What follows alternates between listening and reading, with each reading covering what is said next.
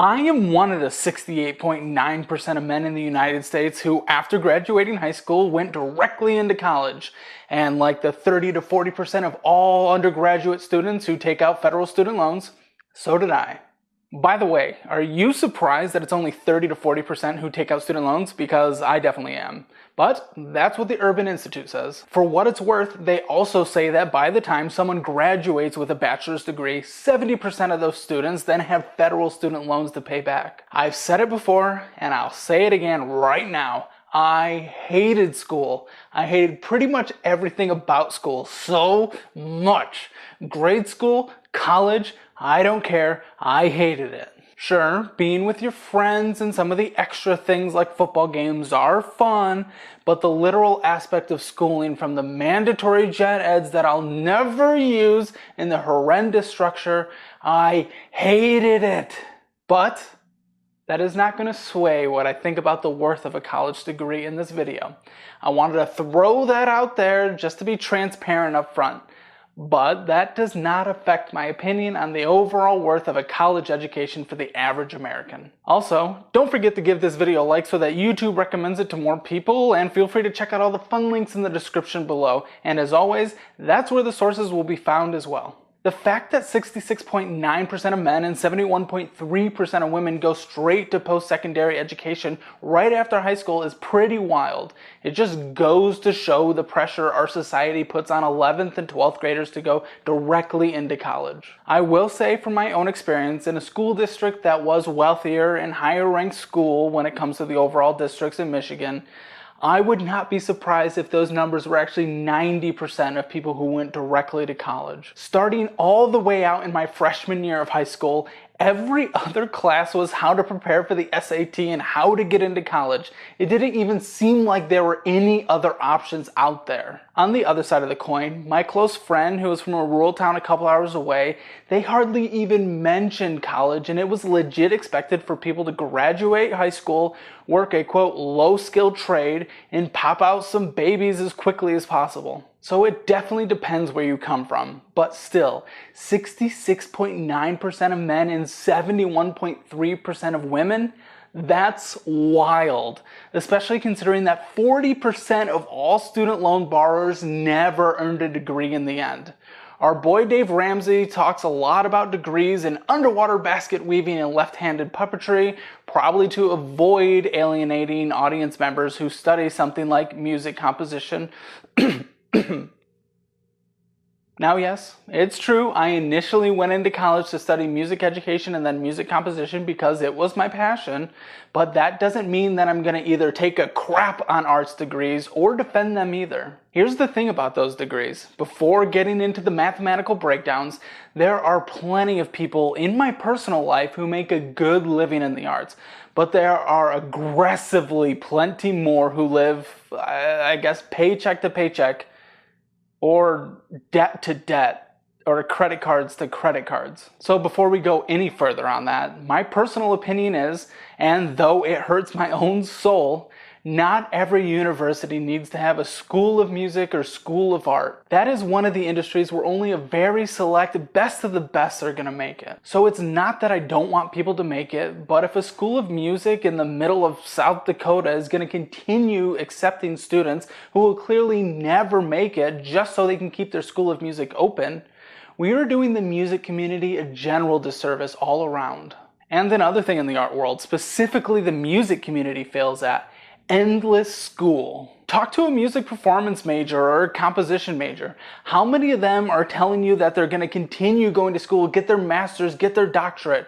Almost all of them. It's like there is no other path but to continue the ever-revolving spiral of more and more education, equating more and more debt. As someone in that community, I want to lift everybody up, but by allowing thousands and thousands of people a year to go deep into debt that will never succeed in the arts world, we are not lifting them up, no matter how controversial that may sound. But with that rant out of the way, how does the worth of a college degree look today? Surprise, surprise. There are actually degrees with proven return on investments that equip you to be valuable in the workers' marketplace. Like number 1, economics. If you're an economic nerd like me, jump on board because economic majors with a corporate finance associate 2 positions earn a median salary of $115,670, which is an average 182% return on investment if you went to a public university. Number 2, information technology. Very exciting. Information technology managers make a median salary of $107,578. So, if you're jealous of your friend making over 6 figures, be even more jealous about their 169% return from public colleges. If you're a son of an evil swear word and you get off on firing people, jump into human resources at number 3.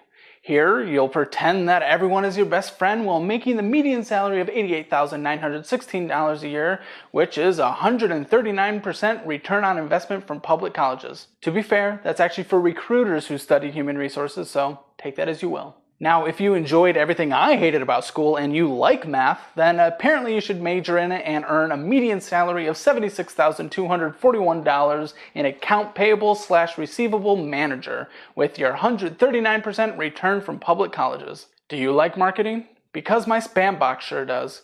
Marketing managers make $86,591 a year on average, spamming their 125% return on investment all over the place. And there are many more incredible majors with a high return on investment like engineering, biology, and yes, even English. Take that, every other language. I could also ruin everybody's dreams today and talk about the worst return on investments per degree. But first, let's watch this clip from Financial Audit for some context. Do you know how much your student loan, do you know how much you took out? $250,000. Oh, the 225. So that is the interest that's accrued. Because if you see, this is the actual balance, and then this shows the interest and fees. And so the current balance is 225. You're $250,000 in debt. Social work is so good, but you get paid nothing to take out so much money in debt. But none of those loans are related to grad school. How are you going to pay this off? How are you even going to come close to paying this off if you're losing? If you're losing $1,694 a month, how are you going to come? Where do you even start? Well, right now, nothing is. Especially since the smallest one is $28,000. No, that was the smallest taken out. The current balance of the smallest one is $37,000. That is the same size as the average student loan that anyone who goes to college has in the United States. Is right around that. So with what she studied in order to get that far into student loan debt, I don't think anyone would be surprised that earning a degree in sociology and working as a social worker is on the list of bad return on investments, with 73% from public schools, on average earning $47,121 a year. And I'm sorry, all my fine arts peeps, I'm friends with a lot of you, but even as a graphic designer, the ROI is 74% while making the median salary of $47,753. Educators, I love you, but with an 82% return on investment from public colleges, $53,473 a year for a high school teacher, sadly, you're not getting the best return. Do you like getting on your knees every day to please someone with a higher authority? Because I have the right degree for you, or the wrong degree if you like making money. Because at $47,957 a year with a 45% return, you could study religion. And it's okay. You can tell me that I'm fat, but at least help me by studying nutrition and becoming a dietitian with a median salary of $53,679 a year with an 84% return on investment. Or you could tell me that making a fat joke about myself shows that I have some deep internal issues that I struggle with. But only if you study psychology with a 68% return, making an average of $43,000 a year. But how could you communicate all of this information without getting a communications degree? Well, all you need to do is land that copywriting job paying $52,549 a year and write me a kindly worded letter letting me know that you got an 82% return on your degree. So here's the thing, especially in a workers' economy that's staying oddly strong according to last week's job numbers, even with the lower ROI degrees, you're still getting a pretty decent return on your investment versus the 48% of Americans who make less than $30,000 a year. But being a part of the 66.9% of men or 71.3% of women who go straight into post-secondary education right after grade school means nothing if you don't get your degree. And currently, 40% of all those with student loans don't have one.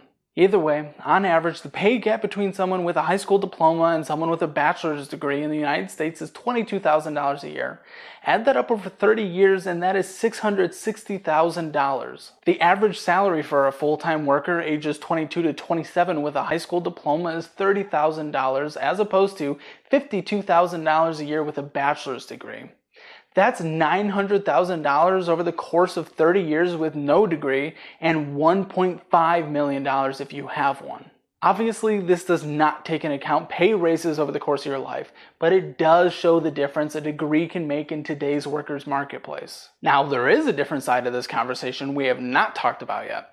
So far, we've been talking about the averages across two major population groups in the United States, but there are plenty of people with no degree that have started very, very successful businesses, and that's a very good thing. There is also the conversations of going into the trades where you spend significantly less money for a certification and make an incredible return on your investment. We'll go over the value of the trades in a future video. And we can't forget that many people go hundreds and hundreds of thousands of dollars into high interest rate debt to become a doctor or lawyer, and after graduation they live like they're incredibly rich and take decades and decades to pay off these high interest and bad debts. Compare that to someone who gets an associate's degree for free in the state of Michigan by going to a community college. They end up making $50,000 a year, but they immediately start putting 20% of their pre-tax income into the S&P 500 and get an average 10% return on it for years and years, while someone is still going into massive amounts of debts for a law degree. You know, that actually sounds like a fun mathematical topic breakdown for a future video, so I guess if you're interested, stick around and subscribe. Community college is an incredible path that way too many people look down upon. Now I get it. For many people, being the quarterback in high school is the peak of their life, and in a similar way, those who went to an expensive, prestigious university is the highest accomplishment they'll ever obtain in their life. Nothing wrong with that, but also, if your entire identity is based on the college that you went to for an expensive piece of paper, please try to peak somewhere in your life that was not in your 20s. There's so much more time left. Also, let's not forget that college ranking sites are heavily skewed towards things that don't matter, like alumni donations, financial aid offerings, and what percentage of their student populations are foreign. And yeah, that's right. These lists are actually massive moneymakers for schools to attract more foreign students who pay for their schooling at a higher price tag with cash. This topic was covered in great detail by Polymatter, and I will link that video in the sources section in the description. And this is especially important because most any study ever done on the value of a degree versus the value of the school attended shows that the same degree from any institution results in the same pay and same likelihood of finding a job right out of school. Of course, we've already talked about getting a different degree in different fields have different value, but getting the same degree from two different schools will result in no extra edge. I know some will disagree because they went to those schools and it's like a religion to them, but check out my sources as this has been proven time and time again.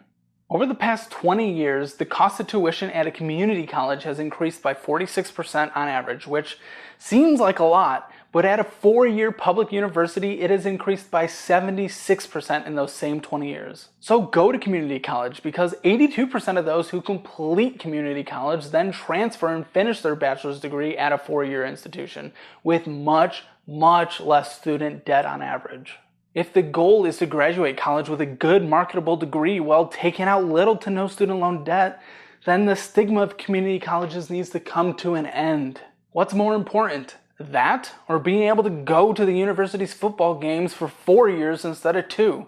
I would take having a jump start in the next 50 years of my life, but maybe that's just me. So is college worth it in 2022? Even with a less competitive degree, you still have an edge in the job market. Though with what we've gone over today, it shows that the value of a marketable degree is clearly much better. And not to mention, there are no guarantees that the job market will continue to hold for that much longer. But there's still so many things to take into account. Did you apply to every grant and every scholarship possible?